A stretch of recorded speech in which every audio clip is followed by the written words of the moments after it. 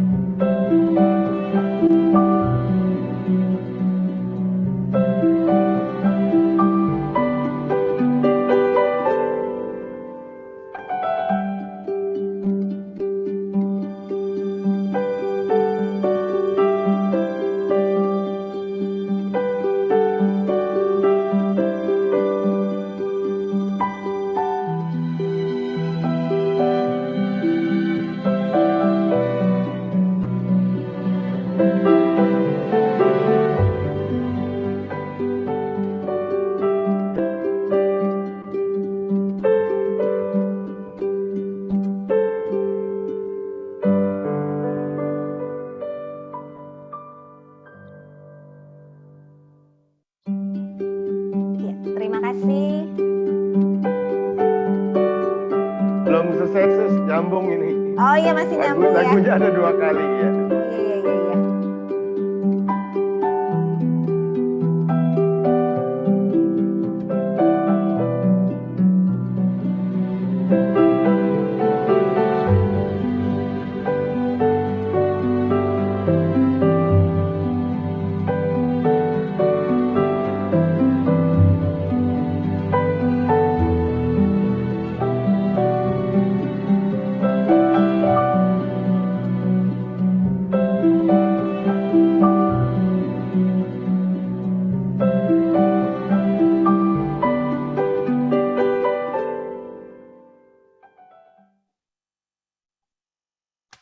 Ya, sudah ya.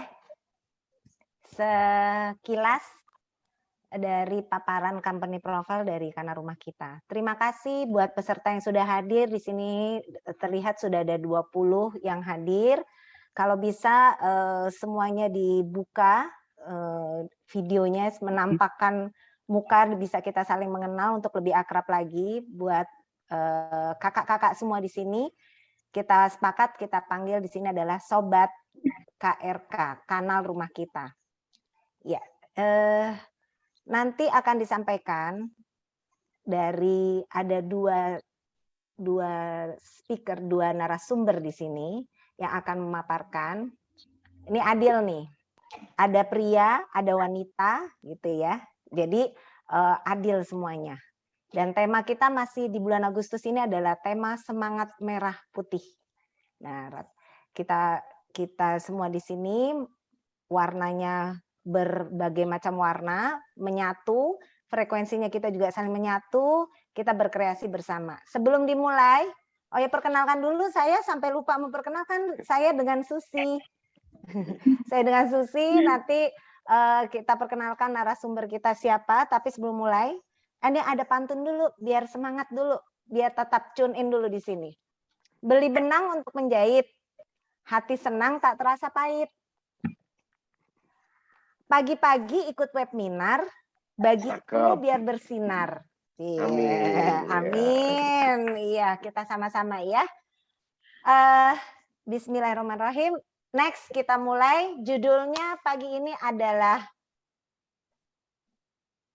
Financial Freedom. Ya.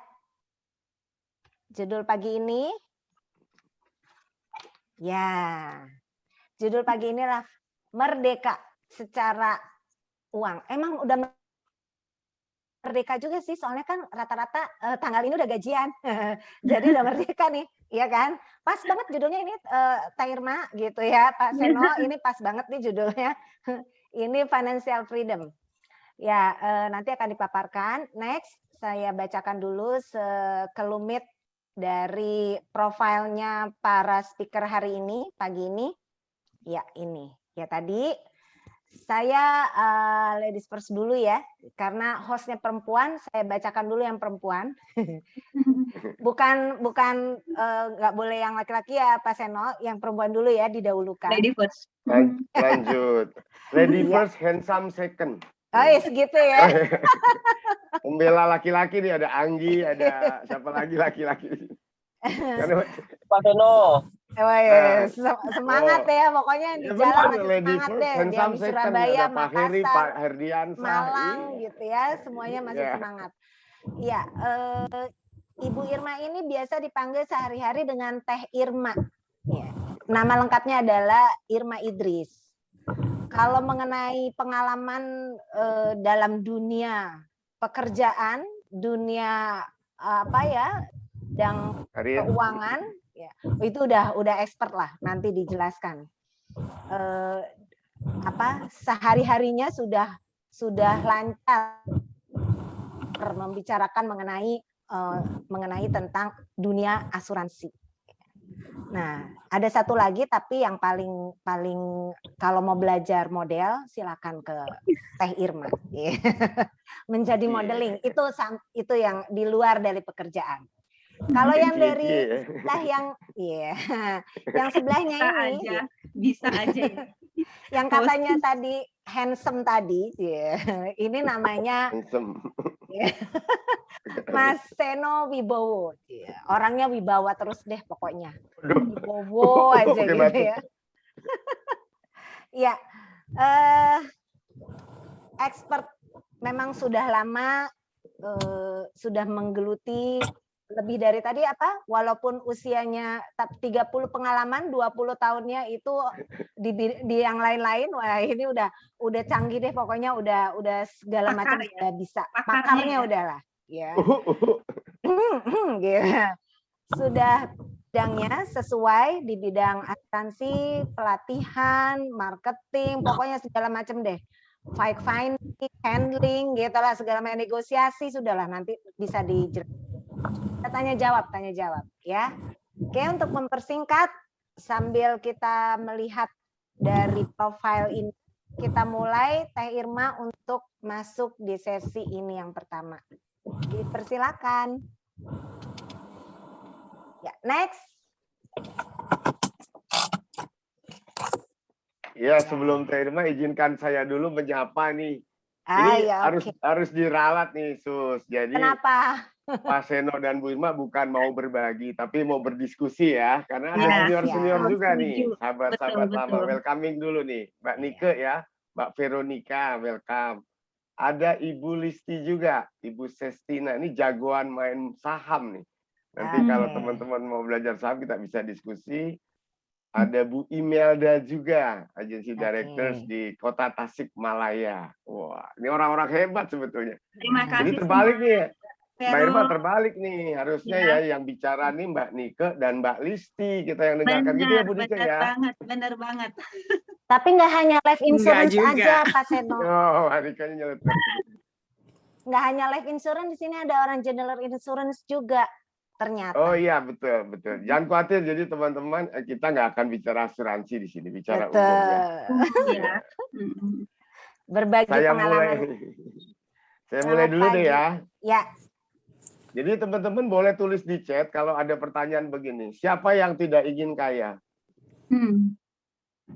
Secara logis dan umum kan orang ingin makmur, ingin sejahtera ya. Walaupun uang bukan segalanya. Kan gitu. Betul. Jadi cita-cita orang tuh kalau dari gambar ada yang ingin berlibur, mungkin sampai ke Raja Ampat, ada yang ingin sampai ke Maladewa. Ada yang sekarang liburan lebih tren lagi nih, Mbak Susi, Mbak Irma ya. Kemana? Sekarang orang-orang kaya sudah bisa mendaftarkan diri libur ke planet Mars. Ini bukan hayalan nih. Iya benar, robotnya Cina udah sampai planet Mars lagi nyelidiki di sana. Lalu ada yang ingin punya mobil, punya rumah, ingin menikah, nggak pakai lagi ya, ingin menikah aja. Atau ingin menikahkan anak, bisa juga. Nah, ini sebetulnya saya ngiri nih. Kalau lihat gambar, ini mimpinya Bu Irma udah sampai merdeka secara keuangan, kayak habis fotonya jalan-jalan melulu. Nah, Iya. nah, Gimana nih caranya ya? Dong nih, cerita kok. Ini kemana aja kok bisa sampai di tahap itu. Mudah-mudahan bisa memotivasi kita semua. Amin. Silakan Teh. Nanti saya ulas sapa dulu deh lagi. sahabat Kana Rumah kita ya. Ini sekali lagi ini hanya berbagi pengalaman. Karena ternyata yang masuk di webinar pagi ini banyak guru-guru saya nih, suhu-suhu saya semua. Jadi hanya berbagi aja. Apa yang akan saya sampaikan ini hanya berbagi pengalaman saja. Kalau Pak Seno tadi bilang, Teh Irma ini mimpinya udah jadi kenyataan nih gitu ya. Karena saya pikir semua orang punya mimpi ya Pak Seno dan sahabat Kana Rumah kita. Semua punya mimpi. Masalahnya adalah bagaimana kita bisa menciptakan mimpi itu. Bagaimana usaha kita bisa menjadikan mimpi itu jadi kenyataan. Seperti itu ya. Dan kebetulan saya adalah orang yang memang salah satu mungkin dari orang-orang yang kepingin saya mewujudkan mimpi saya jadi kenyataan, menciptakan mimpi saya menjadi kenyataan. Seperti itu Mas Eno. Oh, amin. Alhamdulillah. Wah, amin.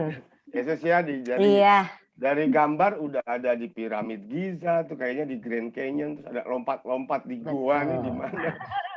Ini apa nih Teh ceritanya? Yang mana nih Pak Seno?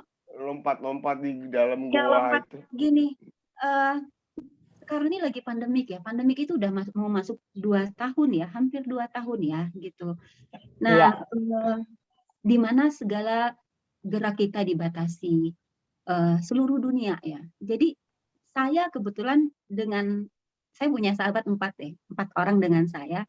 Jadi kita tuh ngapain ya gitu. Kita tuh kepengen melakukan sesuatu yang sehat, yang tetap menjaga lingkungan gitu. Dengan segala aturan prokes yang diterapkan pemerintah sekarang. Akhirnya saya dan teman-teman tersebut punya hobi baru nih. Punya hobi baru, kita hiking. Bisa mencari air terjun atau naik gunung di Bandung ya. Jadi kita tuh keliling, benar-benar keliling tuh kita keliling gitu.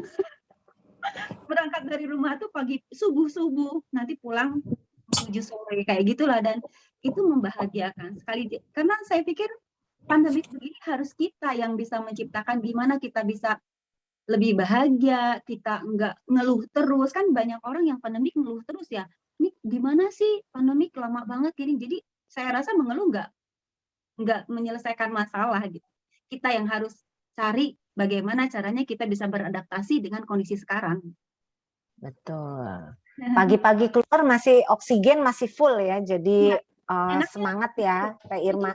Kembali ke alam itu kita menghirup oksigen yang benar-benar belum ada terkontaminasi dengan polusi-polusi yang lain ya.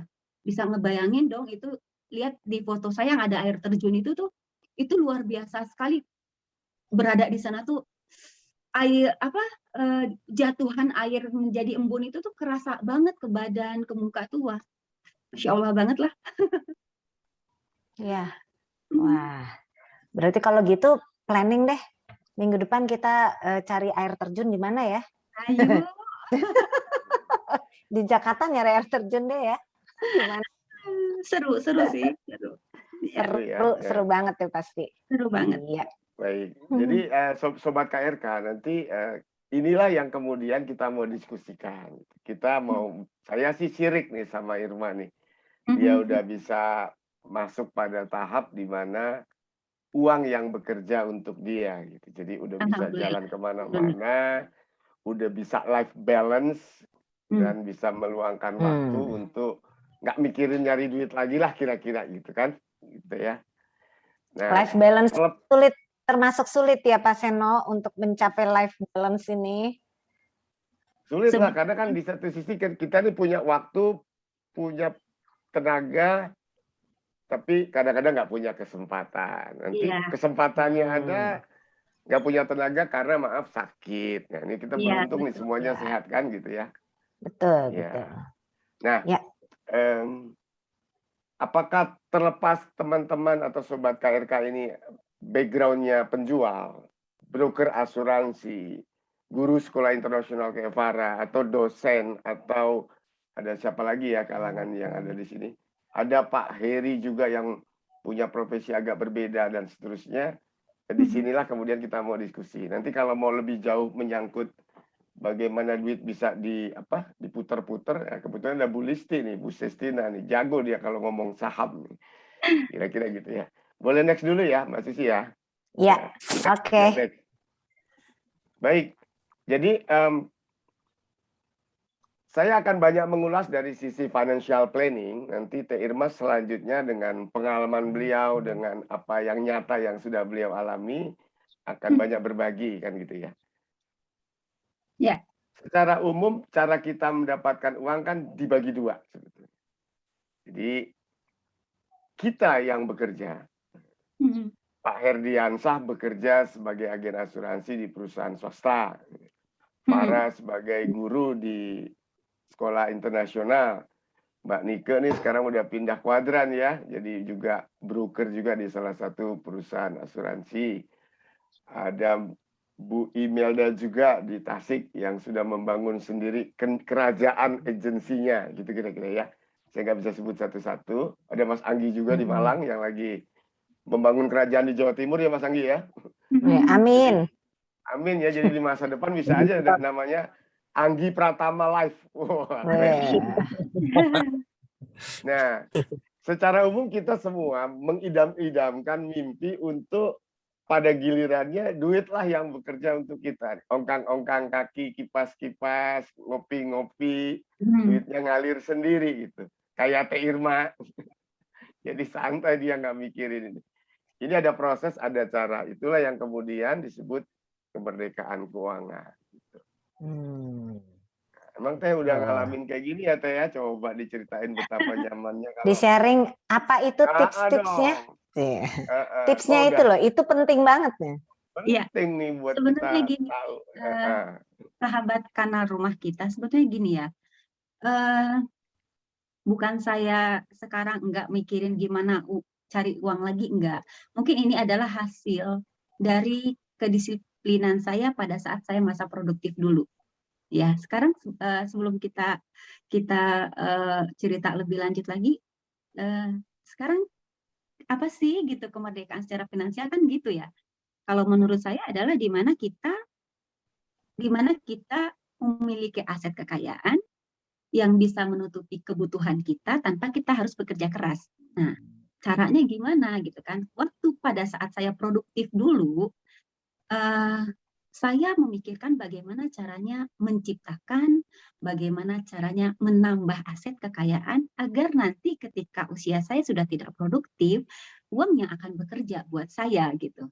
Makanya sekarang mungkin kelihatannya untuk teman-teman, Irma tuh enak banget sih hidupnya gitu kan, jalan-jalan terus ya. Kenapa sini gampang gitu. Asik banget ya. Sebetulnya umroh tiap tahun. Enggak seperti itu juga gitu sebetulnya ya.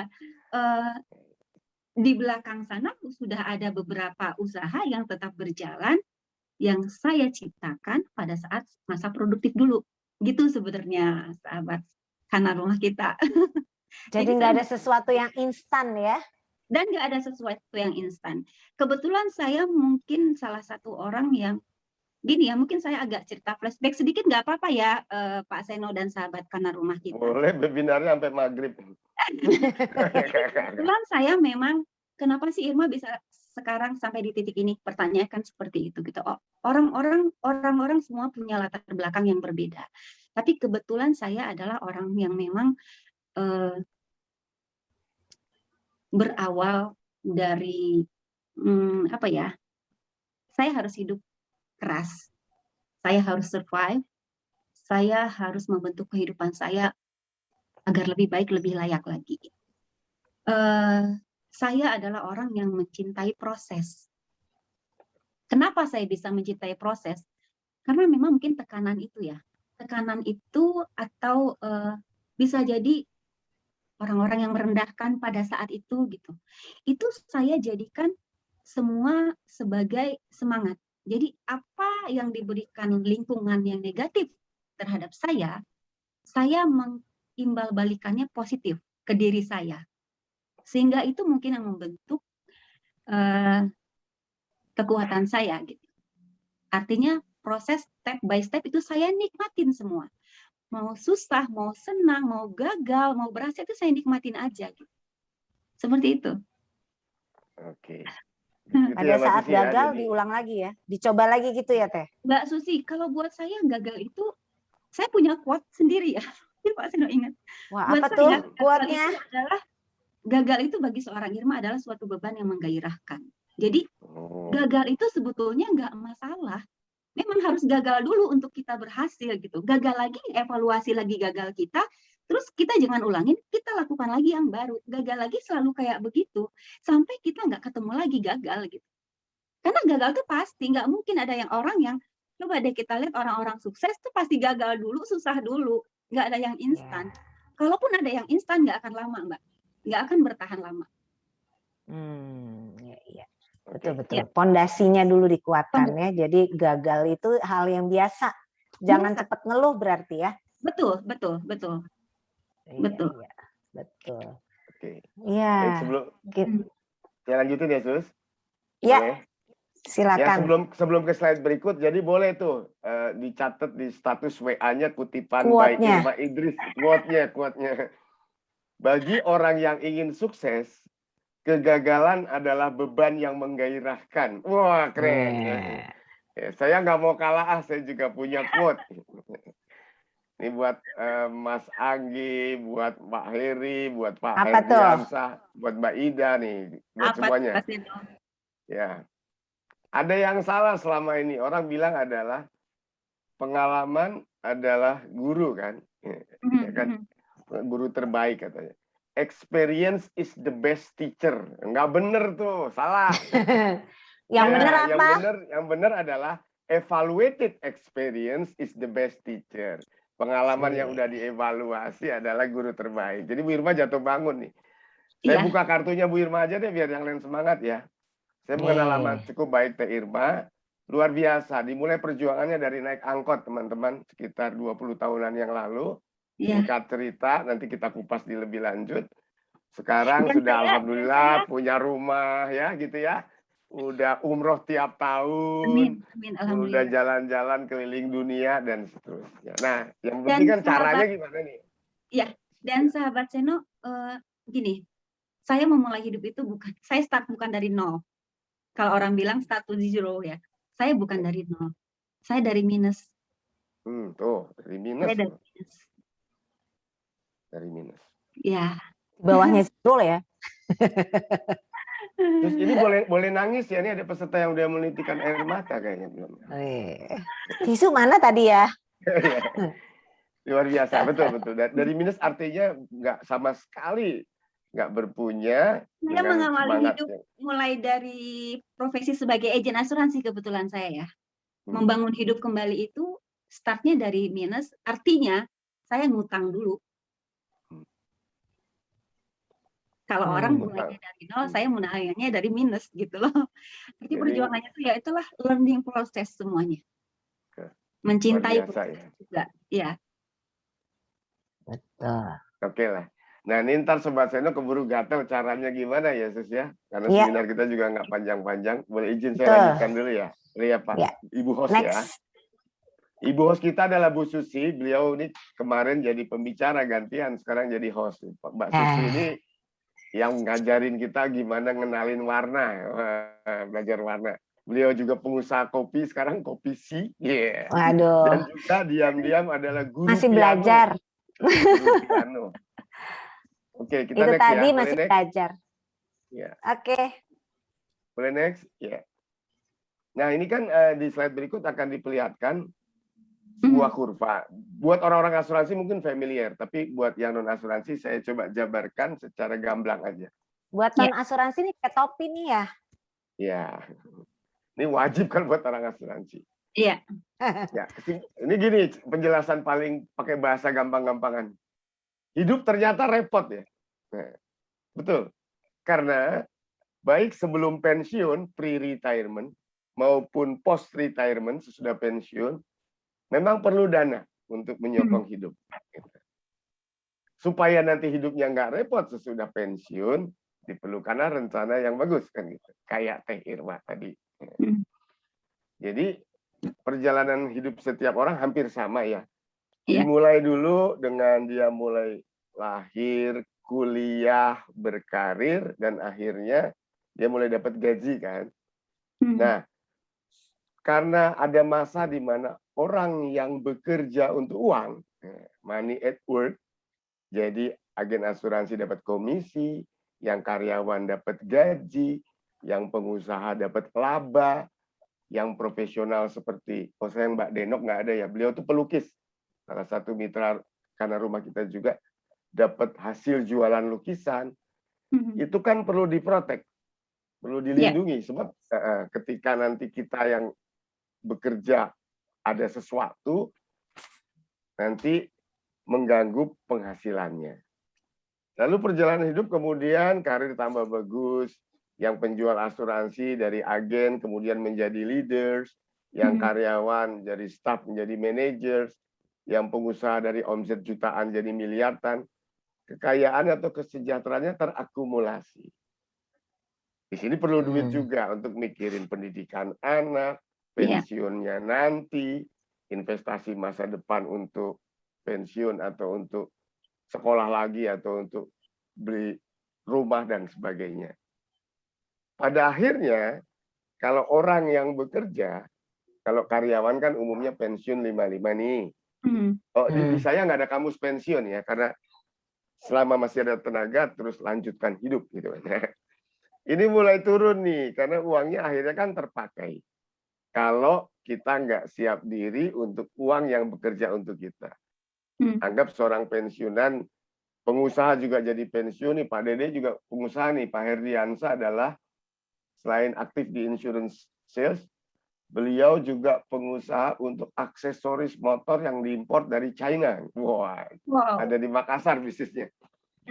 Pengusaha juga bakal pensiun, mungkin bisnisnya diturunkan kepada anak dan cucu. Jadi uangnya akan tergerus untuk melanjutkan biaya hidup sesudah pensiun.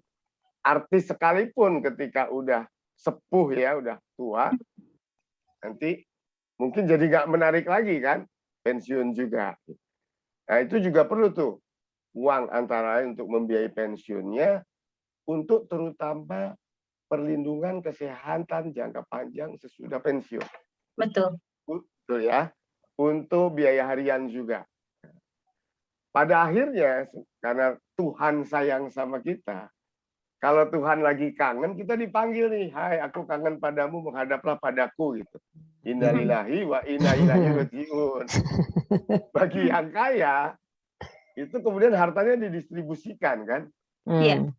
Ya betul ya, sama baru-baru ini kasus di Palembang di mana udah terlanjur masuk sosial media, akan disumbangkan dana 2 triliun untuk korban COVID.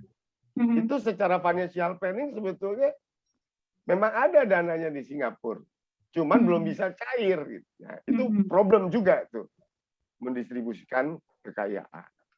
Kemudian beberapa kasus di mana konglomerat terkenal, grup besar, pemiliknya meninggal, masuk sampai sidang sengketa. Tuh.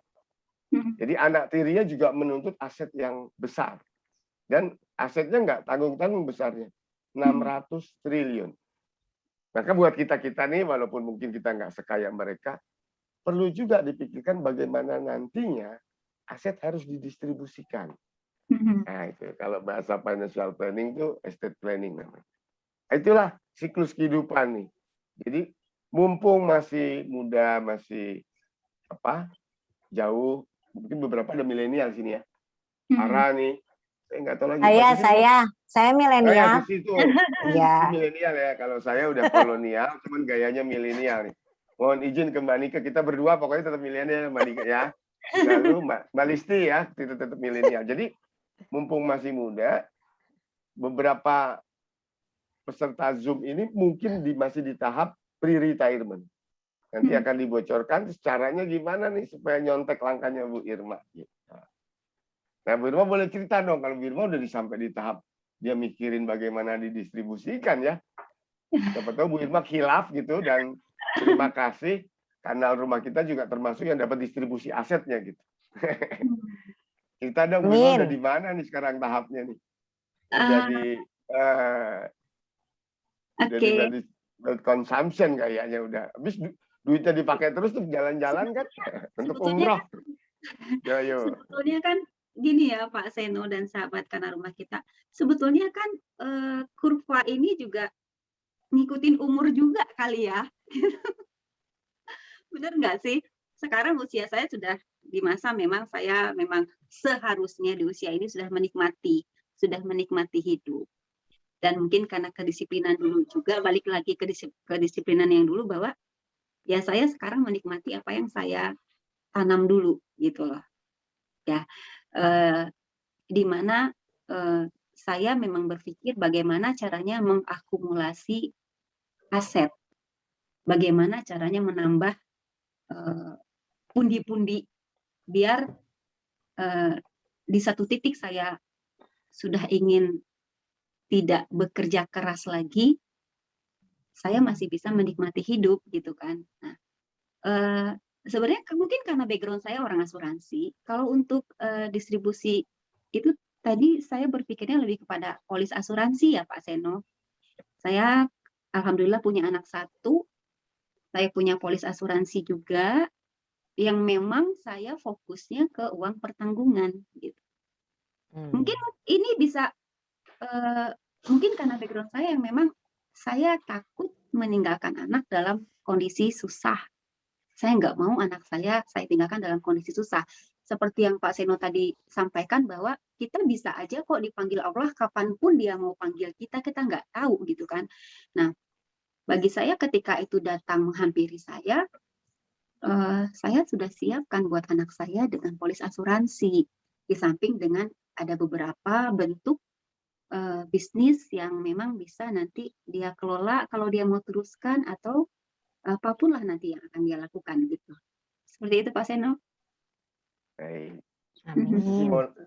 Saya teruskan lagi ya. Ya. Jadi supaya jangan khawatir nih Sobat KRK, ya. Ini bukan forumnya asuransi, karena walaupun banyak orang asuransi. Jadi saya coba elaborate dulu. Perlunya perlindungan tentang kekayaan bagi teman-teman yang milenial nih tidak harus dipenuhi dengan polis asuransi. Don't worry, be happy. Contoh ya. Karena kebetulan saya berprofesi sebagai agen asuransi, makanya tadi saya ceritanya itu ya Pak Seno ya. Iya betul. Oke. Nah sekarang untuk yang non asuransi nih, waktu kita mulai bekerja nih, kan kitanya yang mengandalkan tenaga kita seperti layaknya mesin memproduksi sesuatu. Yang kita produksi uang kan, dari gaji, dari profit, dari sewa kos-kosan dan sebagainya. Health protection-nya bisa dipenuhi dengan berbagai cara. Polis asuransi bisa, ikut BPJS bisa, nabung sewaktu-waktu kalau masuk rumah sakit tabungannya dicairkan untuk bayar rumah sakit bisa. Well accumulation juga macam-macam. Lewat polis asuransi yang mengandung jenis investasi dan tabungan bisa.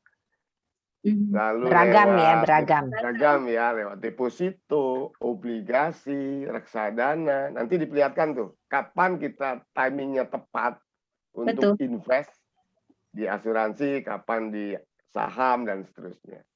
Berarti saat ini waktu yang tepat nih ya kalau mau beli saham ya. Nah, tar dulu, ini pertanyaan kontroversi nih, tepat dari sisi mana? Nah, tunda dulu nih ya, nanti ada namanya piramida keuangan, dan saya akan mempersilakan Bu Listi kalau mau nambahin. Ntar. Kita next dulu ya, kita next dulu. Jadi Sobat Seno, nah ini ada suatu diagram yang saya temukan di lapangan, di kelas-kelas webinar, di pergaulan. Banyak di antara kita salah menerapkan. Saya juga sempat salah. Saya pun Pak Seno, saya pun sempat salah. Oke. Ya, nah, yang benar begini. Kalau kita punya pendapatan paling gampang bisa gaji, bisa komisi ya. Sebulan 10 juta misalnya. Lalu pengeluaran kita kira-kira 9 juta. Yang banyak salah adalah punya gaji 10 juta, 9 jutanya dibelanjain dulu tuh. untuk pakaian, makan, biaya listrik, telepon, biaya pergaulan, dan sebagainya. Dengan harapan ada sisa yang untuk ditabung. Jadi penerimaan, kurang pengeluaran, ada sisa tabung. Psikologi manusia mengatakan bahwa, kebetulan aja saya beruntung nih, saya sarjana ekonomi satu kampus nih sama Mbak Listi, Mbak Nike, Pak Rozani. Kalau ilmu ekonomi bilang begini, ilmu ekonomi adalah ilmu yang mempelajari kebutuhan manusia yang tidak terbatas dengan sumber daya yang terbatas. Jadi secara manusiawi logis sih, punya duit 10 juta, ada ganti handphone baru. Bapak-bapak ganti velg baru. Syukur-syukur kalau ada tabungan, sisanya ditabung. Itu dalam prakteknya nggak pernah terjadi. Yang ada malah habis. Iya, karena manusiawi sekali gitu. Kita punya keinginan yang tidak terbatas kan, dan wajar kan. Betul, manusiawi. Udah punya baju ini pengen ganti yang ini, motor yang ini naik ke cc yang lebih tinggi dan seterusnya. Jadi dalam perspektif financial planning yang benar begini. Nomor 1, punya penerimaan 10 juta, tabung dulu minimum 10%. Itu rumus financial planning gitu, rumus untuk kemerdekaan keuangan. Jadi 1 juta ya Tenma ya, Mbak Susi ya, dan Sobat Seno nih. Sobat Seno itu panggilan di kalau lagi video di YouTube-nya. Sobat KRK. Sobat KRK. Jadi teman-teman yang kemudian walaupun belum bekerja nih, mungkin ada peserta mahasiswa misalnya adik-adik milenial nih, sahabat-sahabat milenial.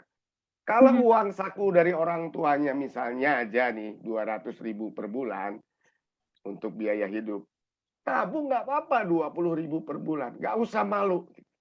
Tabung di celengan ayam sekalipun, karena 20.000 kan kayaknya sungkan ya store ke bank, dan bank juga mungkin nggak mau terima. Nggak apa-apa, tabung dulu di celengan ayam gitu, kumpulin, store ke bank. Nanti ada slide yang menunjukkan. Masih ada Pak Seno? Celengan ayam? Celengan ayam. Masih tanya Bu Imelda deh. Bu Imelda, di Tasik masih banyaknya punya.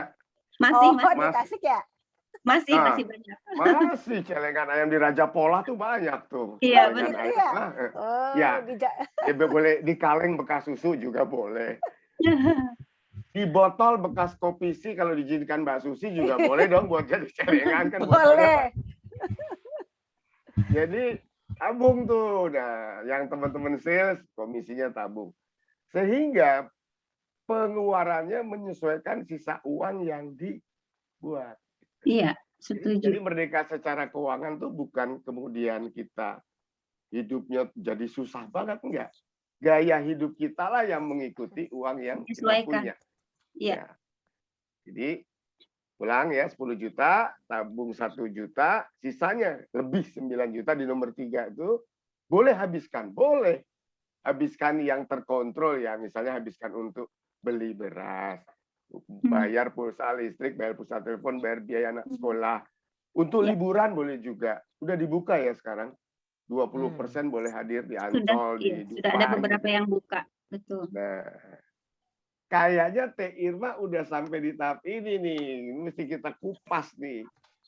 Ditabungnya atau disimpannya di mana selain di polis asuransi gitu kan? Atau mulai kapan Teh Irma mulai sadar bahwa saya udah perlu nabung duluan? Gitu ya Mbak Susi ya? Iya. Serahkan deh ke Teh Irma dulu. Ya. Bisa buat contoh. Saya tuh sempat salah nih. Ya seperti yang saya bilang tadi ya. Ya itulah manusiawi ya. Apalagi perempuan ya.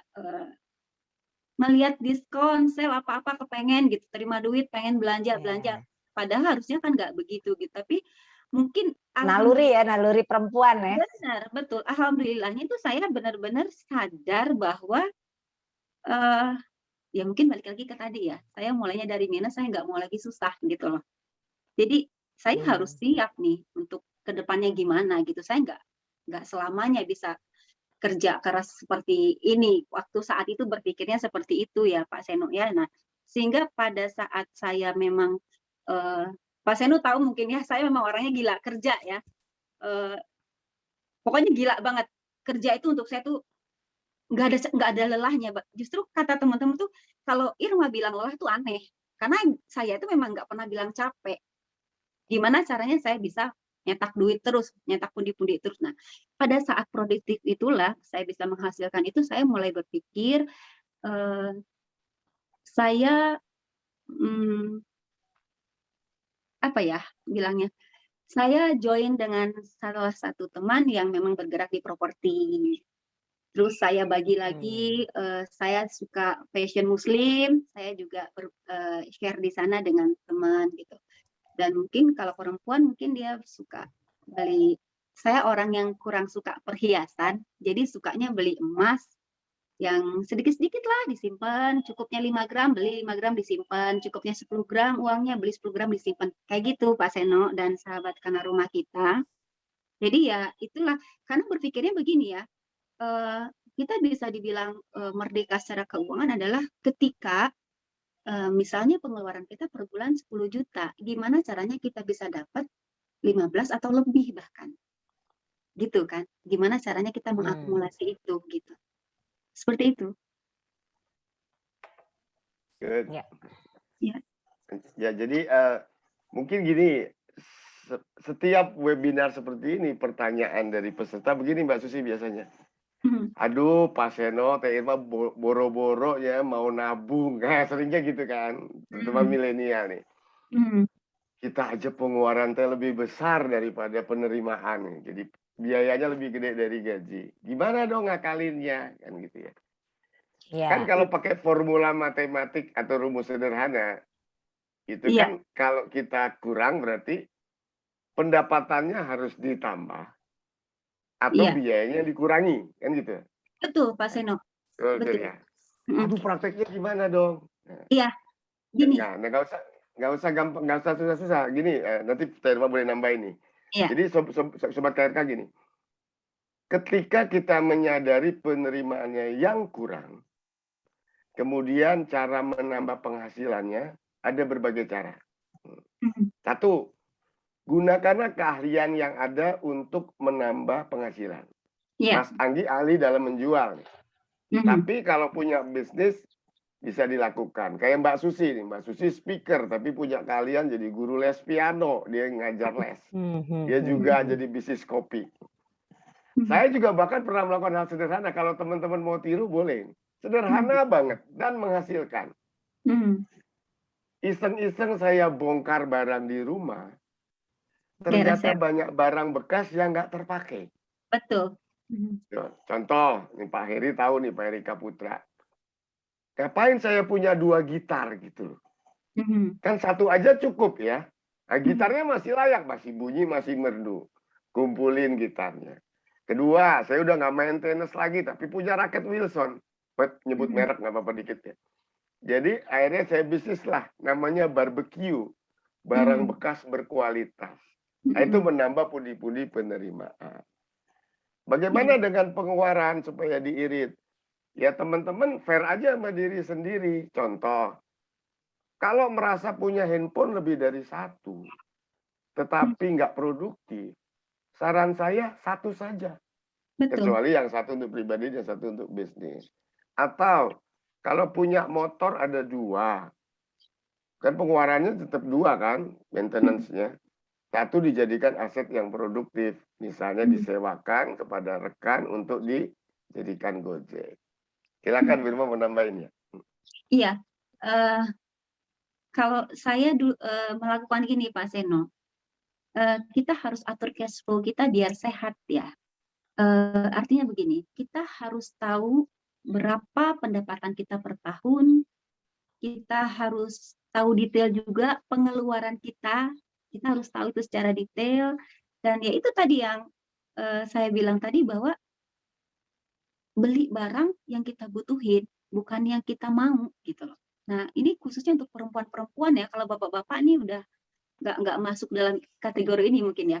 Perempuan nah godaannya kan, berat tuh godaannya. Godaannya berat, main ke mall, ponsel segala macam, padahal kita tuh nggak butuh barang itu gitu. Tapi karena godaan sel tadi, karena kalimat-kalimat yang memang menggoda tadi kan, kalimat-kalimat yang sangat menggiurkan tadi, akhirnya kita beli, padahal kita nggak perlu gitu. Nah itu dan satu lagi kita memang harus mencari mana sih biaya yang kita bisa tekan bahkan kita hilangkan gitu.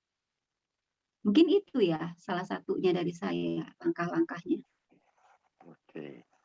Mhm. Mbak Susi sampai sini dulu, kira-kira ada yang mau berpendapat atau bertanya nggak peserta ya? Supaya Susi di mute ya, mute. Masih di mute. Ya, nah, oke. Iya nih, ada pertanyaan nggak nih? Ini saking apa semuanya lagi pada dengerin, apa saking serius, apa Ya lupa nyalain kamera ya. sambil mikir-mikir, oh iya ya, oh, ini pendapatan sekian gitu. Tapi walaupun sekarang kita masih bekerja pun, ya masih bekerja, kadang-kadang mengatur cash flow itu agak susah juga. Betul. Godaannya semakin kita naik pendapatan atau saat ini kita mungkin pendapatan kita tetap gitu ya. Tapi pengeluarannya tuh semakin meningkat gitu. Bener nggak? Betul. Pada kenyataannya seperti itu. Betul. WFH bukannya jadi mengurangi pengeluaran, malah makin boros. Betul, makin boros Pak Seno. Ya. Ada pertanyaan? Nah, kita lihat nih Pak Seno, ada yang kalau pertanyaan kayaknya pakai tangan gitu ya. Pakai dadah gitu. Pakai tangan gitu pakai ada. Ini. Pakai ini. Ya. Oh ya. Oke. Nah, Teh Irma, ini sambil nunggu mungkin ada yang mau bertanya. Saya mau tanya dong Teh Irma, kalau misalnya pendapatan, misalnya kan yang namanya situasi seperti pandemi ini, sudah hampir 2 tahun kita mengalami pandemi ini, pastilah itu akan pengaruh dengan cash flow-nya gitu ya, sangat pengaruh ya. Sangat. Nah, itu gimana ya cara kalau kita mau nabung ya, padahal boro-boro nih, Kerry mungkin hampir 2 tahun ini mau nabung tuh susah. Yang ada balance saja udah bagus tuh. Gimana tuh ya Teh Irma? Betul, Mbak Susi, gini, pandemik ini udah mau 2 tahun ya, dan saya sendiri juga sangat merasakan sebetulnya imbasnya gitu. Nah, yang saya lakukan menghadapi pandemik ini adalah saya betul-betul seperti yang saya jelaskan tadi, menekan apa yang bisa saya tekan atau bahkan saya hilangkan gitu. Wah, iya. Karena gini ya, masa pandemik seperti ini kita bisa bertahan aja itu udah bagus. Nah, karena gini, saya merdeka secara finansial ya, tapi saya juga bukan orang yang kaya raya ya. Artinya saya bisa memenuhi kebutuhan hidup saya tanpa saya harus kerja keras kayak dulu lagi kan gitu. Nah, sekarang ini untuk kita bisa bertahan itu udah luar biasa menurut saya. Bahkan banyak pengusaha besar di luar sana yang memang sudah terjun bebas ya gitu. Nah, memang harus benar-benar pinter mengelola gimana caranya dengan uang yang segini per bulan nih kita bisa menuhin semua. Kalau saya berpikirnya itu dulu, Mbak Susi. Ya. Kalau saya berpikir, aduh ini gimana ya? Bukan untuk maksud ria ya Mbak Susi ya. Iya, kan pengalaman, berbagi pengalaman. Ya, justru saya selama pandemik ini berpikirnya tuh lebih kepada kalau ada lebih, saya berbagi Mbak. Karena apa ya? Aduh, jadi kepengen nangis nih. Suka apa ya? Saya suka kasihan sama orang-orang yang tadinya dagang di pinggir jalan kayak gitu ya. Dan sekarang PPKM nggak boleh sama sekali, mereka nggak boleh dagang. Banyak hal orang-orang bekerja yang memang dia harus keluar, tapi nggak boleh keluar karena kondisi seperti ini dia harus menerima gitu. Maaf, untuk beli beras aja susah gitu ya. Ya itu. Jadi saya lebih kepada kalau saya berlebih sekarang saya berbagi gitu. Saya lebih memilih seperti itu aja. Amin. Ya. Dengan berbagi nggak akan kurang ya. Mudah-mudahan dengan berbagi juga malah kadang-kadang ilmu matematik 2 tambah 2 belum tentu 4. Ya, betul. Betul ya? Betul. Gitu. Betul. Malah bisa 10 ya, bisa 200. Betul, Mbak. Betul, Mbak. seperti itu. Ya. Ya, itu Pak Seno, ya kan kayak begini ya. Tadi kita nggak boleh ngeluh, tapi kita harus tetap optimis ke depan, Betul. benar ya. Ya. Kita nggak boleh apapun menjadi harus kreatif sekarang. Iya. Berpikirnya harus kreatif terus. Dan selalu positif Mbak Susi berpikirnya. Betul, positif ya. Nah, Ya. tapi kalau hasil positif sekarang deg-degan. Tapi berpikirnya positif. Kalau hasil positif sekarang deg-degan ya. Iya betul. Iya. Berpikirnya yang positif betul. Iya, terima kasih Teh Irma. Ada pertanyaan, Pak Seno? Mungkin dari yang lain di sini yang hadir. Ya, sementara lanjutkan dulu aja, Sus. Ya, Ada chat oke. dari Bu Susana nih, takut ada miskomunikasi. Tadi saya sih yang bikin gara-gara ya, Bu Susan ya. Oh, kenapa nih Iya, Pak nih Seno? Teh Irma nih juga ini nih gabung di yayasan, jadi Oh, yayasan sosial juga. Oh Yang saya iya. maksud tadi dengan berbagai kesempatan yang ada dan sudah bagi ke banyak orang, akhirnya dia juga menyempatkan diri umroh. Jadi bukan umrohnya yang diutamakan, baru kemudian berbagi kepada yang nggak punya, gitu kira-kira Bu Irma ya. iya, iya, Oke iya, deh. iya. Ya, makasih Bu Susan concernnya. Baik, next dulu Pak Susi. Boleh Ya, kita lanjut ya? Next, ya. boleh. Silakan Pak Heri. Ya, ini ada yang oke. Kan ini ada izin live. Iya, oke. Terima kasih. Lanjut. Boleh Next. next. Nah, Iya. Macet Setelah ya? sudah menabung gitu ya, Heeh. kita Kalau- setelah menabung nih Pak Seno, Teh Irma, Iya. kita mesti ngapain lagi nih? Nah ini dia yang Kan mau ada pertanyaan begitu kan ya? diperlihatkan. Setelah Iya. menabung gitu, kita mau ngapain lagi ya? Dulu Kayaknya ada kan ada. masalah ya. Nah ini dia. Nah, Jadi mungkin pemaparan kita percepat saja. Nanti kita buka diskusi tanya jawab di akhir sesi gitu ya. iya, Setuju ya Mas Susi ya, setuju. Sobat Seno. Ini ada satu diagram untuk terutama bagi rekan-rekan yang milenial, karena usia-usia adik-adik ini kan di 25-an ya. Jadi ini gambaran bagaimana kalau terlambat nabung, hasil akhir yang diperoleh juga sangat kecil gitu. Contoh nih, ada orang yang sadar dan disiplin dalam menabung, dalam berinvest. Dia setor 5 juta per tahun. Terus rutin sampai usia 35. Berarti 11 tahun ya, dari 25 ke 35 itu 11. Total yang dia invest atau ditabung 55 juta. Dia stop. Umur 36 dan seterusnya, udah dia nggak nabung-nabung lagi. Karena ada yang berkesinambungan dan ada majemuknya, jadi berganda, dengan asumsi ada return 10%, ternyata tabungannya bisa jadi 1,6 miliar ketika dia usia 65. Jadi 5 juta, 11 tahun, 35-nya stop, duitnya didiemin selama 30 tahun. Di kolom sebelahnya, itu orang yang terlambat menabung. Dia baru mulai menabungnya di usia 36. 5 juta tiap tahun sampai usia 65. Jadi total tabungannya selama 30 tahun adalah 150 juta. Didiemin, uangnya juga sama sampai usia 65. Hasilnya bahkan lebih sedikit, 900 jutaan. Jadi minus 700 jutaan.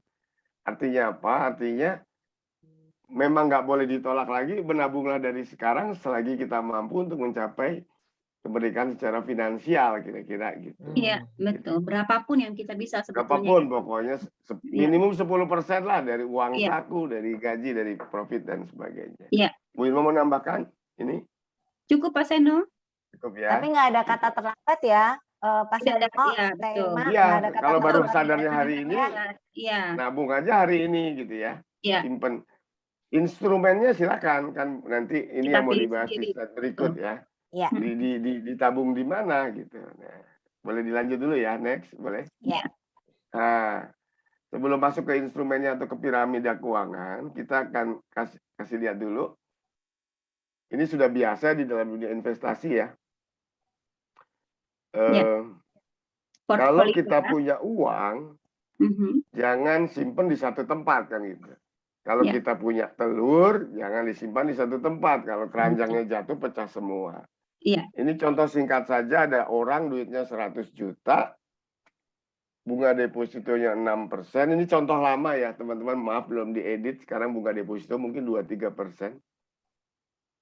Kalau di deposito saja, itu 100 juta, kemudian diinvest 15 tahun dengan return 6%-an, hasilnya 253 juta. Tapi kalau dibagi, sahamnya 20 juta, obligasi 20 juta, depositonya 40 juta, dan bisnis, itu buka warung, bahkan bisnisnya rugi sekalipun, hasilnya secara portofolionya itu bahkan lebih besar, 347. Iya. Karena Jadi disebar ya Pak Seno ya, karena disebar ya. Jadi pesan yang ingin disampaikan adalah ketika uangnya udah cukup untuk dibagi-bagi, ya silakan. Yang tertarik untuk invest di saham bisa nanti diskusi sama Bu Listi nih, Bu Sestina jago main saham, berulang-ulang disebut. Polis asuransi juga benar. Juga boleh gitu ya. Ada pertanyaan nih buat Pak Seno dan Teh Irma ya dari Ibu Artanti. Kalau kita mau nabung dalam bentuk sedekah, dimulai dari yang kecil tapi niat, itu kan nggak bisa dihitung, ya kan? Iya. Nah, mana yang lebih bijaksana menurut Pak Seno dan Teh Irma? Tujuannya sama untuk kebebasan finansial ataupun kebahagiaan akhirat. Nah, pertanyaannya gitu. Mohon dibantu jawab nih. Ya, mau Teh Irma dulu atau saya dulu? Bebas, mau Pak Seno dulu atau saya dulu? Ya udah, saya dulu aja. Karena saya dari perspektif finansialnya kan. Iya. Bu Tanti luar biasa ini. Ini pertanyaannya dalam nih. Saya mesti bijaksana jawabnya. Yang kita ulas saat ini itu memang lingkupnya adalah tabungan dalam perspektif financial planning. Berarti ini urusan duniawi, Bu. Gitu kalau secara keagamaannya ya. Urusan duniawi ini. Tapi untuk urusan sedekah, infak, itu luar biasa. Bagus banget. Kan agama Islam juga mengajarkan gitu kan. Minimum 2,5% lah dikontribusikan kepada yang yatim. Mungkin yang jadi challenging adalah bagaimana kemudian bisa balance kan gitu, tabungan di dunia dan di akhirat. Ya itu kembali ke masing-masing, Bu. Jadi banyak cara sebetulnya untuk berbuat baik kan. Misalnya nih, kalau pikiran saya nih Bu Tanti, ketika kita sudah mampu mengalokasikan dana yang cukup besar, kan bisa kita invest misalnya membangun yayasan yang menyantuni anak yatim, gitu ya. Jadi tabungannya itu dibuat ya foundation ya. Kemudian disitulah harapannya ada barokah, ada berkahnya. Uangnya pun diinvest pada jenis-jenis investasi yang syariah. Nanti kita bisa panggil nih ahlinya karena rumah kita juga punya narasumber Dr. Yana Hidayat. Beliau memang ahlinya syariah, salah satu pimpinan tertinggi di Capital Group dan seterusnya. Nah, silakan kalau dari Teh Irma yang lebih banyak berkecimpung, kebetulan ada punya yayasan yang berkecimpung di bidang sosial keagamaan ya Teh Irma ya. Iya. Apa yang Bu Irma invest di sana sebetulnya kan gitu. Silakan. Terima kasih Ibu Tantri yang bertanya. Sebetulnya kalau saya begini ya Bu, kita hidup bukan hanya di dunia saja, di akhirat juga kita kehidupan yang sebenarnya. Tapi kita juga manusia biasa, di mana kita juga punya keinginan-keinginan gitu. Kita harus memikirkan dunia kita juga, tapi kita tanpa menyampaikan akhirat kita nanti gitu. Untuk kita bersedekah, tabungan untuk hari nanti, kita kan dibutuhkan untuk kerja keras dulu, Bu. Bersedekah itu kita menggunakan uang. Uang itu kita hasilkan dari kerja kita gitu kan. Semakin banyak kita menghasilkan uang, semakin besar kita bisa bersedekah di luar zakat yang kita keluarkan, yang wajib kita keluarkan sebagai muslim. Kan begitu ya. Nah, jadi dua-duanya harus seiring, dua-duanya harus seimbang. Kalau saya sih seperti itu ya. Kita bekerja memenuhi keinginan kita, kebutuhan kita gitu. Tapi tidak menyampingkan bahwa kita sebagai muslim juga harus bersedekah ketika kita lebih, harus mengeluarkan zakat, wajib gitu. Insya Allah semua terpenuhi gitu kalau gitu kan ya. Jadi tidak memikirkan melulu akhirat aja, sementara kita hidup di dunia juga atau sebaliknya. Gitu. Seperti itu Ibu.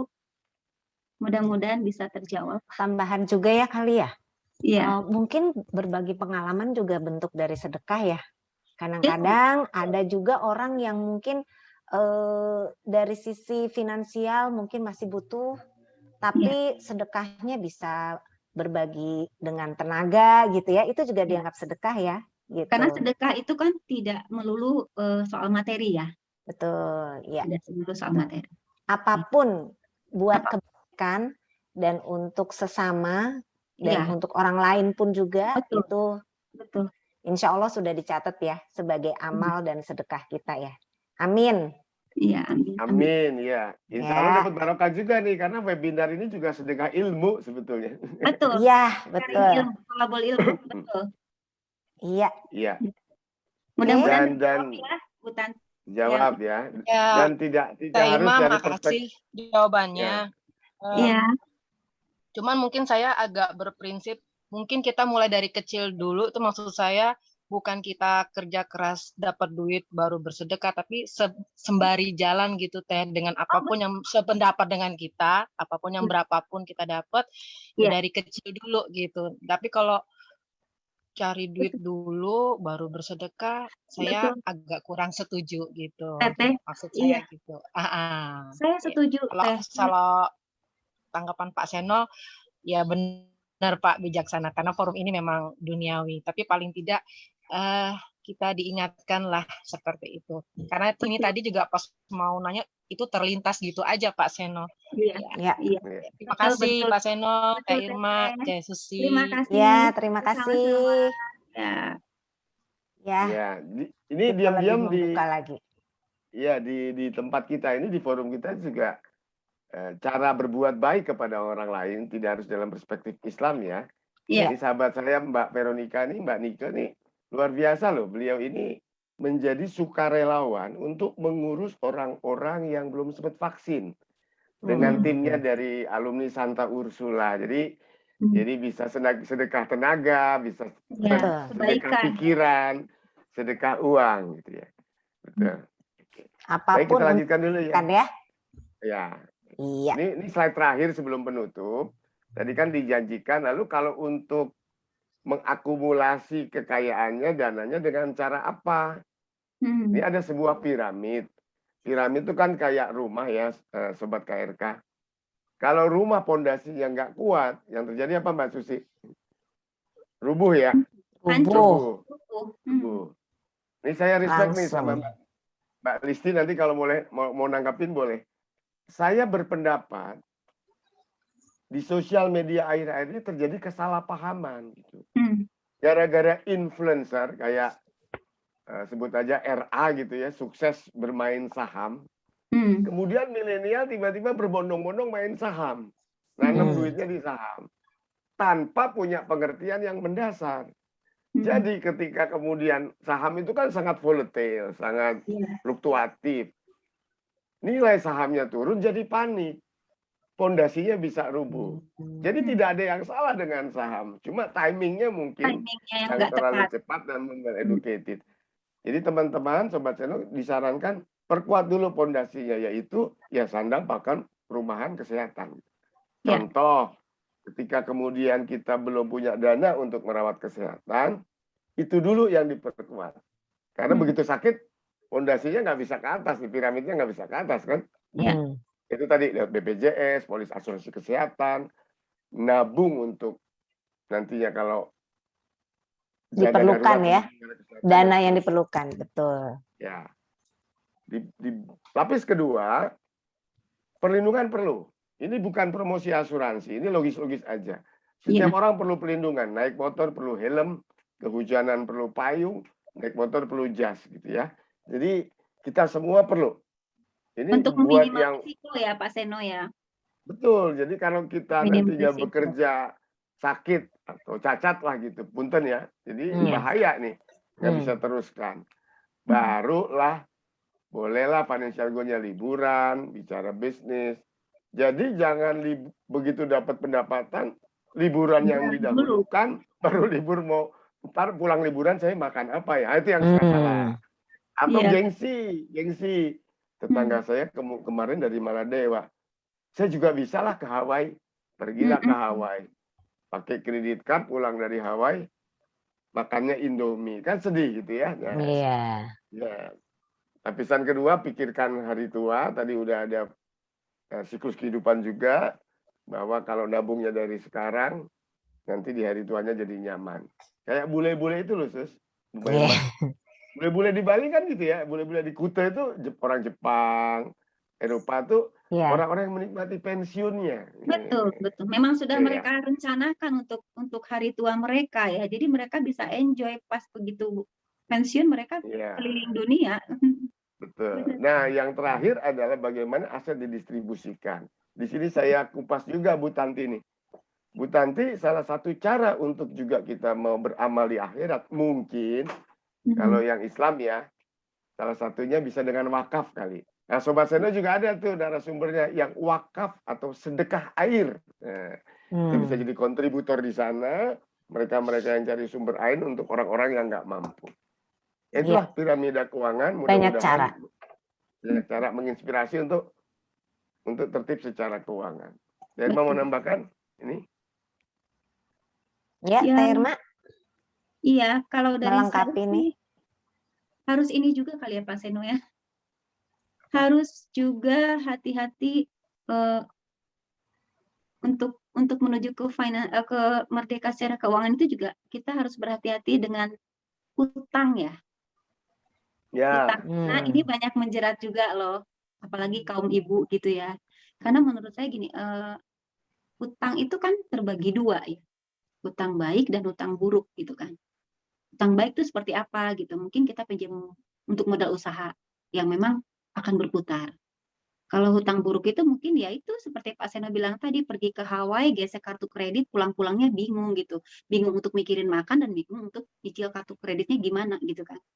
Nah, itu yang harus kita jaga juga. Ya, betul. Sama satu lagi tambahan, sekarang ini banyak apa ya, dengan digital ini, dengan diberi kemudahan, hati-hati nih, kita suka melihat ya ada promosi-promosi ya, hutang untuk mengajukannya baik, tapi pada saat itu kita ada yang sampai online ya Mbak Susi ya. Itu pada saat nggak tahu bagaimana deh, itu kasihan orang yang mungkin proses tidak seperti itu, tapi banyak yang contoh lah seperti itu sampai dipermalukan seperti itu. Nah, kita juga saling menjaga jangan sampai seperti itulah, seperti itu ya, buat kita waspada bersama nih gitu. Iya, betul.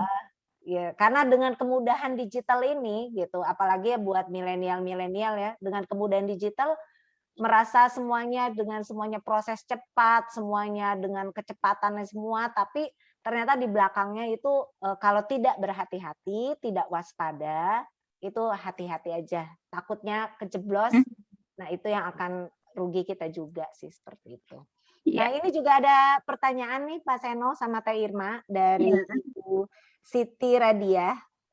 Nah, ini bertanya nih, gimana ya Pak Seno, Bu Irma, masa pandemi gini kan investasi apa yang cocok dan aman saat ini? Nah, pas nih lagi menyampaikan nih, saat di pandemi seperti ini, ya kan? Investasi apa yang cocok dan aman? Mungkin bisa dibantu Pak Seno dulu, kemudian tambahkan dengan Teh Irma. Enggak, Pak Seno, silakan. Terima kasih Bu Siti pertanyaannya. Mudah-mudahan jawabannya juga menginspirasi bukan hanya Bu Siti, tapi juga buat Sobat KRK lainnya ya. Bu Siti, izinkan saya sedikit revisi pertanyaannya, Bu. Karena kalau untuk cocok dan aman, itu jadi jawabannya relatif bergantung siapa investornya. Itu ya.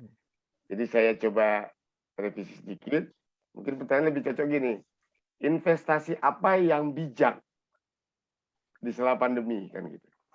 Kalau cocok aman soalnya gini. Nah, sekarang saya beri tips investasi buat Sobat KRK ya. Investasi yang bijak buat masing-masing investor ada beberapa kriteria sebetulnya. Satu, kita ini tipe investor yang seperti apa? Itu dulu Bu Siti ya. Karena ada 3 kan. Ada yang orang tuh ada yang agresif, ada yang moderat, ada yang konservatif. Konservatif, betul. Dan itu wajar, bukan merupakan kelebihan kekurangan seseorang. Enggak. Orang-orang yang agresif dalam kehidupan sehari-hari memilih pilihan hobi atau olahraga juga yang berisiko tinggi itu. Bungee jumping, roller coaster, dan sebagainya. Orang-orang yang konservatif lebih berhati-hati. Kalau dia datang ke dunia fantasi Ancol, mungkin dia bermain istana boneka. Karena nggak punya keberanian untuk main roller coaster. Ya. Aman. Aman ya.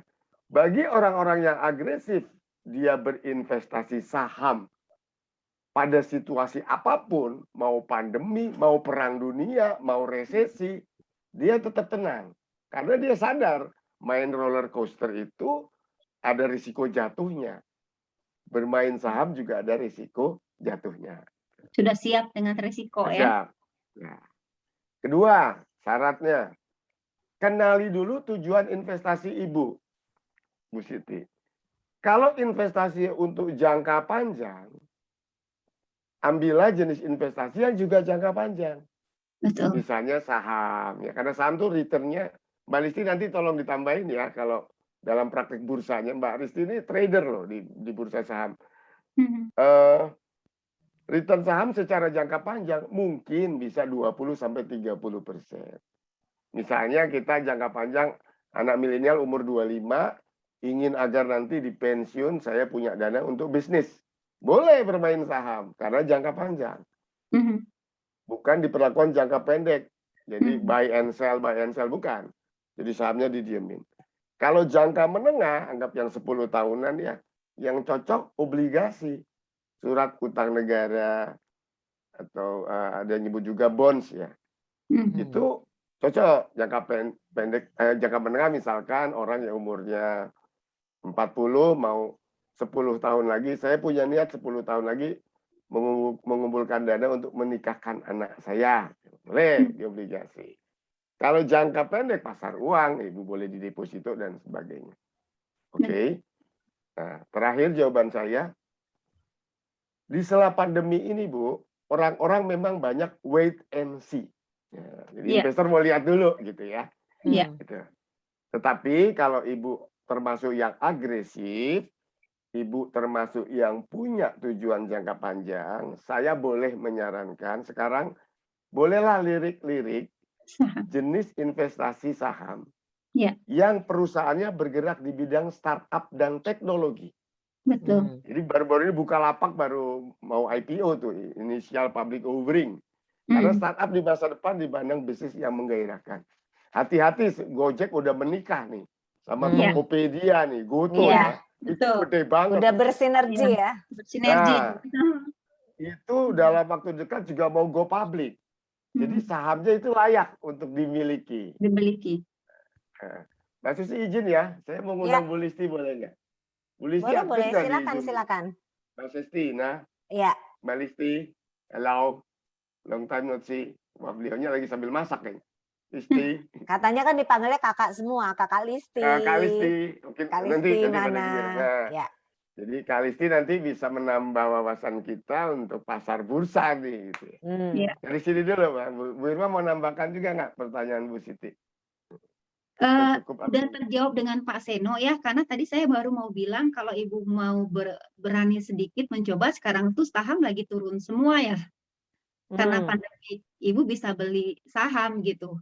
Karena memang timingnya untuk beli itu ya sekarang gitu. Dan udah terjawab sama Pak Seno semua nih, diborok semua jawabannya sama Pak Seno.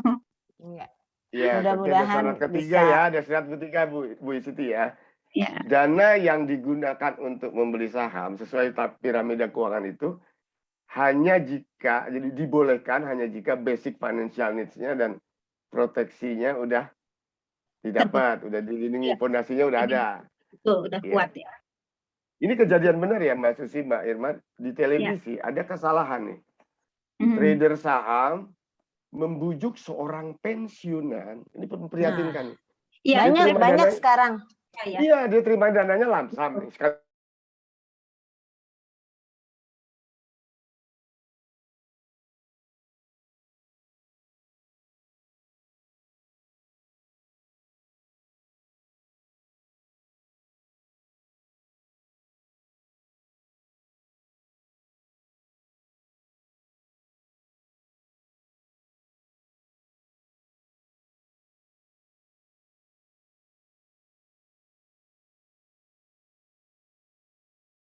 ibaratnya dibilang bahwa digiurkan gitu ya, dilihat nih yang sudah berhasil dengan pengembali returnnya sekian, return sekian gitu. Jadi itu seperti kayak menggugah. Nah ini juga mesti hati-hati juga. Makanya itu tadi dibilang bahwa bermain saham ini tidak segampang. Kalau menerangkannya memang gampang, tapi pada mengimplementasikannya mesti berhati-hati seperti itu. Ya. Itu aja. Usul kita tutup dulu pemaparannya, nanti kalau memang masih ada tanya jawab kita diskusi ya. Ya, jadi kita boleh. Sampai pada slide terakhir saya sih cuma menyangkut quote aja, kutipan. Dan kalau kutipan rasanya lebih merdu suara wanita yang membacakan deh. Waduh. Irma aja ya. Saya ini penutupan ya Pak suara wanita lebih penutupan pemaparan. menggema. Kalau memang masih ada diskusi kita diskusi ya. Silakan. Ini ada quote dari seorang penulis di Amerika ya, Alan Lakin. Beliau berkata bahwa berencana adalah membawa masa depan ke kehidupan saat ini, sehingga Anda dapat berbuat sesuatu sekarang. Gitu. Jadi maksudnya itu mungkin kita punya perencanaan untuk masa depan ya. Benar ya Pak Seno ya? Amin. Jadi mulailah, tidak ada kata telat, mulailah dari sekarang apapun perencanaan, betul. Nah, kita harus punya satu perencanaan apapun bentuknya, tapi di dalam hidup kita ini kita harus mempunyai satu rencana. Kayak gitu? Seperti itu. Betul, termasuk Bu Tanti tadi kan, kalau mau bekal di akhirat ya sedekah dari hari ini. Gitu. Iya, amin. Dan kita semua diharapkan bisa bersedekah apapun bentuknya. Ya, iya. Oke, nah Pak Seno, Teh Irma, dan Sobat KRK, dari tadi kan kita kayaknya yang setelah kita menyampaikan dari awal sampai sesi ini yang terakhir ya, slide terakhir ya. Iya. Nah, kita juga pengen tahu nih kesan-kesan gitu ya. Kesan-kesannya dan mungkin ada pesan dari peserta yang ikut Sobat KRK yang ikut di webinar pagi ini. Kita tanya ya, dari siapa nih? Pak Seno, siapa ya? Teh Irma. Yang pilih Pak Seno, Teh Irma deh. Ya sebelumnya masih ada yang ditanya dulu nggak Mbak Susi? Udah nggak ada ya Bapak Ibu, teman-teman, sahabat kayaknya ada pertanyaan nggak? Nggak ada, pertanyaan nggak ada. Coba kita beri keistimewaan untuk Mas Anggi nih, karena termasuk salah satu peserta yang rajin, sudah masuk Zoom, bahkan sebelum panitianya masuk Zoom. Nah, ya. Halo, dan masih di jalan ya, lagi di jalan lagi ya, nih. Udah parkir ya? Tadi sempat parkir terus ke Indomaret bentar. Ayo kasih masukan ke kanal rumah kita tentang webinar ini, tentang kesannya. Silakan, kembali ke Mbak Susi lagi. Iya. Oke banget. Tadi dengar evaluation experience is the best teacher ya. Saya belajar sesuatu dan baru tadi di Indomaret saya closing loh Pak. Alhamdulillah. Alhamdulillah. Ide apa yang dicuri dari webinar ini? Betul. Makanya saya kan jual produk COVID dari Takaful ya. Kemarin saya sempat gagal penolakan, saya pikir-pikir lagi, emang experience bukan guru yang baik ya kan, tapi evaluasi experience. Nah saya lihat cara ngomongnya saya bedain gitu, saya bedain. Akhirnya tadi saya tawar-tawar, saya prospek, pokoknya gimana caranya, pokoknya saya rubah gitu ya. Alhamdulillah closing, tadi langsung input di aplikasi. Alhamdulillah. Aduh, alhamdulillah. Jadi ini minggu barokah ya. Minggu barokah bener, alhamdulillah. Ya.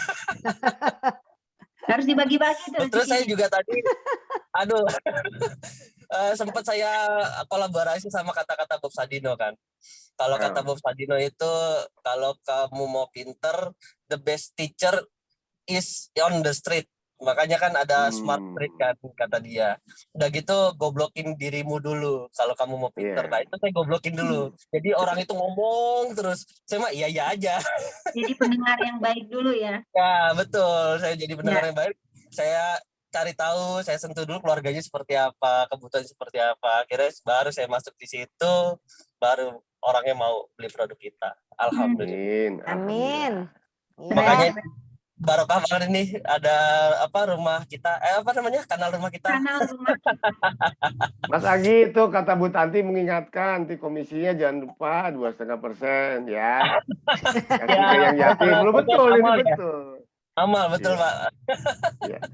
Mbak Iya. Susi, Bu, terima kasih ya Mas Agi. Mbak Susi, Bu Ya. Imelda raise hand mungkin mau bertanya atau kepencet atau gimana? Oh iya Bu iya Imelda, coba. tadi sempat. Bu Imelda. Bu Imelda, silakan Ibu Imelda. Bu Imelda tuh orang Tasik nih, orang Tasik. Orang Oh. sukses juga nih di insurance Ini industry. domisili di Tasik sekarang? Iya, Bu. Oh Orang ya. Tasik nih. Selamat pagi. Pagi Bapak Ibu semua. Iya, silakan Enggak, Bu. Ibu.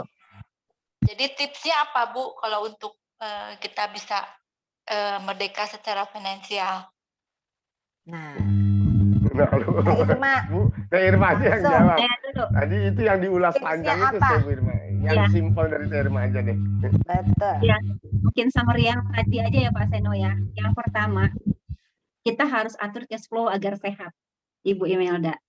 Bu Imelda harus tahu berapa pendapatan per tahunnya, pengeluarannya secara detail harus tahu, beli barang yang dibutuhkan bukan yang diinginkan, menekan biaya atau menghilangkan biaya yang bisa kita hilangkan. Lalu kemudian kita harus cari atau ciptakan income lainnya. Jadi tidak mengharapkan dari satu sumber aja. Gimana caranya satu sumber ini tercipta lagi sumber yang lain, sumber yang lain, sumber yang lain, gitu loh. Ya. Dan ya itu tadi berinvestasi gitu, karena investasi itu kan memang untuk menekan inflasi ya. Selain menabung, kita harus berinvestasi. Bentuknya mungkin terserah Bu Imelda mau memilih yang berinvestasi seperti apa gitu. Pak Seno, ada tambahan? Iya.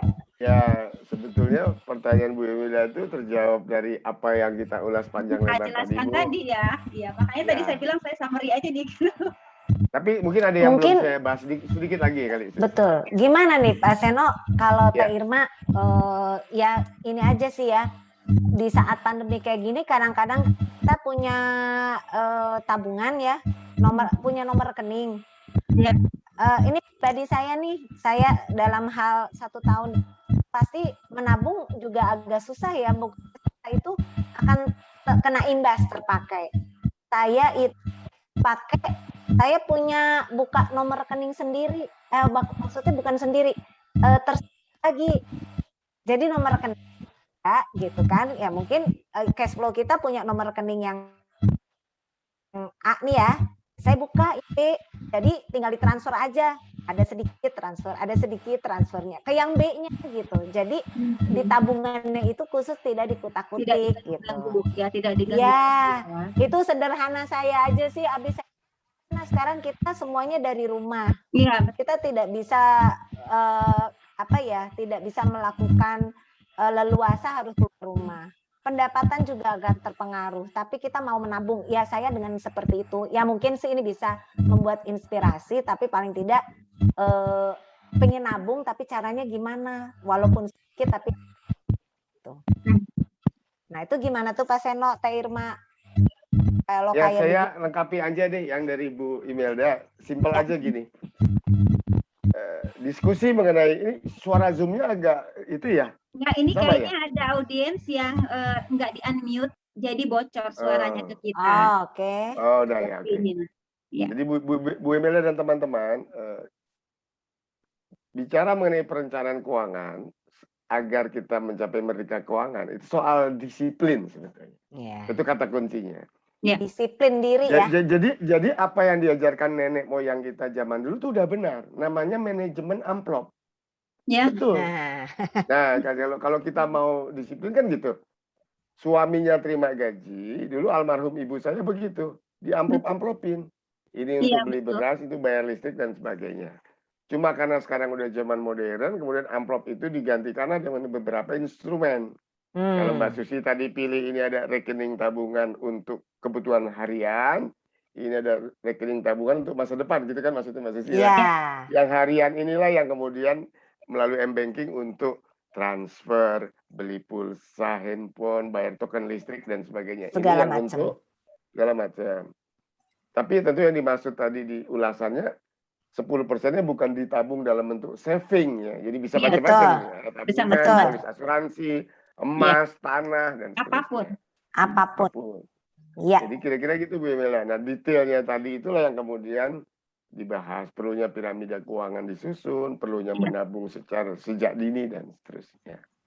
Ya. Saya kira itu. Mudah-mudahan. Pertanyaan Bu Siti. Ada Ya, pertanyaan Bu ada Siti lagi? lagi ya? Pertanyaan Bu Siti tadi ya. Udah. Ini Ya, diingatkan sama. habis. Jadi Iya. pandemi tadi kan udah. Ya. Iya. Kembalikan ke Mbak Susi deh. Ya. Ya, terima kasih Teh Irma, Pak Seno atas waktunya dan juga terima kasih buat Sobat KRK yang sudah menyempatkan diri dari awal sampai akhir ini masih juga stay bersama gitu ya.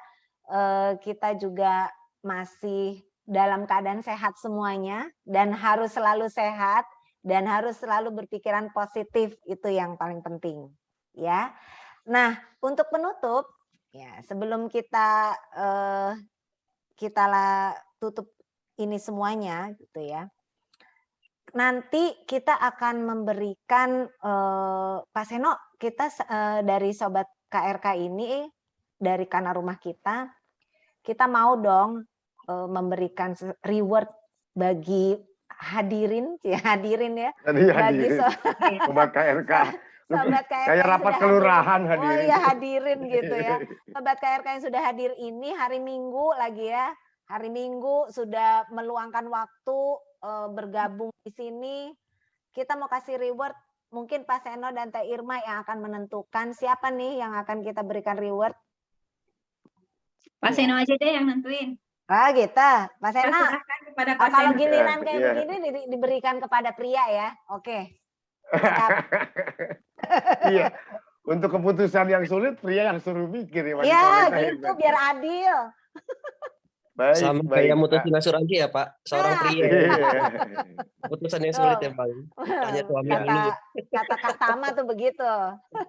Baik Sobat KRK, ini karena terpaksa harus memilih kayak juri American Got Talent, kayak juri Indonesian Idol tuh jadi juri itu berat karena harus ada dieliminir berarti kan.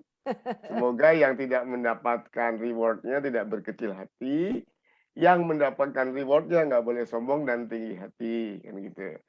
Jadi sambil jalan tadi saya mengamati kriterianya kira-kira gini, cukup disiplin untuk hadir tepat waktu, kameranya juga nyala.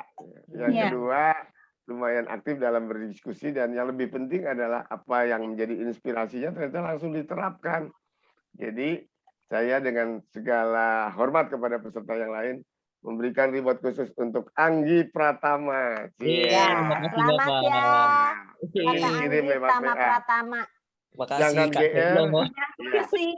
Jangan GR, hadiahnya bukan moge, bukan properti, bukan emas, bukan ya. Nanti dikirim. Dealer nih juga gak apa-apa Pak. Harus datang dulu ke Jakarta, jangan di Malang ya. Waduh. Iya. Oke, kita tutup ya. Tapi sebelum ditutup, kami dari tim rumah kita mengucapkan terima kasih banyak bagi Sobat KRK yang sudah hadir di sini. Tadi pembuka pakai pantun, sekarang penutup juga pakai pantun, nggak adil. Jadi izinkan saya untuk menyampaikan pantun kembali, biar lebih semangat terus. Selesai hujan terbit pelangi, suka jajan di Plaza Semanggi. Terima kasih sudah ikut webinar pagi, karena rumah kita akan hadir kembali. Terima kasih. Assalamualaikum warahmatullahi wabarakatuh. Salam sehat selalu. Sampai kita berjumpa kembali. Terima kasih semua. Terima kasih Kak Irma. Terima kasih semuanya. Ibu Email dari Tati, Bu Fida, Ibu Siti, terima kasih banyak. Terima kasih Ibu Ida, Ibu Susana, Pak Seno, Bu Lisda, Pak Saiful Fauzi, Pak Anggi. Ya, makasih. Bapak Kakak Hedi, salam sehat ya. Kak Indra Tami, Ratnasari, terima kasih banyak atas waktunya sudah bergabung di Kana Rumah Kita. Sampai jumpa. Terima kasih.